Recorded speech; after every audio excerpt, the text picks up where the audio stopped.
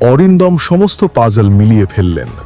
খুন হয়েছে বিষ দিয়ে, দরজা বন্ধ থাকলেও জানালার চেম্বার দিয়ে খুনি প্রবেশ করেছে, স্ক্রুড্রাইভার ওয়্যার কাটার খুনির প্রফেশনাল জ্ঞান প্রমাণ করে। চিঠির মাধ্যমে সুমনের ফিরে আসা ছিল একটি ছদ্মবেশ, আসলে সেটা সাজানো হয়েছিল, এবং বিষ এসেছিল সৌমিকের ল্যাব থেকে। তন্ময় ঘোষাল ছিল মূল খুনি, সৌমিকের পুরনো সহপাঠী। সে টাকা পেয়ে খুন করে এবং তার সঙ্গে যুক্ত ছিলেন তনয়া, মৃতের স্ত্রী। কারণ রবীন্দ্রনাথ তার সম্পত্তির বেশিরভাগই স্ত্রী ও ছেলের নামে না রেখে রোজারিওর নামে করে দিয়েছিলেন, যাকে সে বিশ্বাস করতেন। এই রাগ থেকেই তনয় নিজের ছেলেকে প্রভাবিত করে খুনের পরিকল্পনা করে।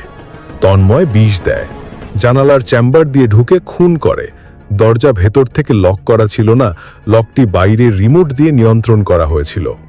সব প্রমাণ হাতে আসার পর অরিন্দম চুপচাপ বললেন, কালো কাঁচ শুধু আলো আটকায় না, সত্যিটাও আটকায়। কিন্তু যতই কাঁচ মোটা হোক, সত্যি একদিন ভেঙেই পড়ে। তনয়া ও তন্ময় ধরা পড়ে। সৌমিককে সন্দেহ করা হলেও সে প্রত্যক্ষভাবে যুক্ত ছিল না, তাই ছাড়া পায়। রোজারিও নিজের নীরবতাকে অপরাধ মনে করলেও অরিন্দম বলেন, আপনার নীরবতা ছিল ভয়, কিন্তু আপনি সেই নীরবতা ভেঙে সত্যিটা সামনে এনেছেন, সেটাই সাহস।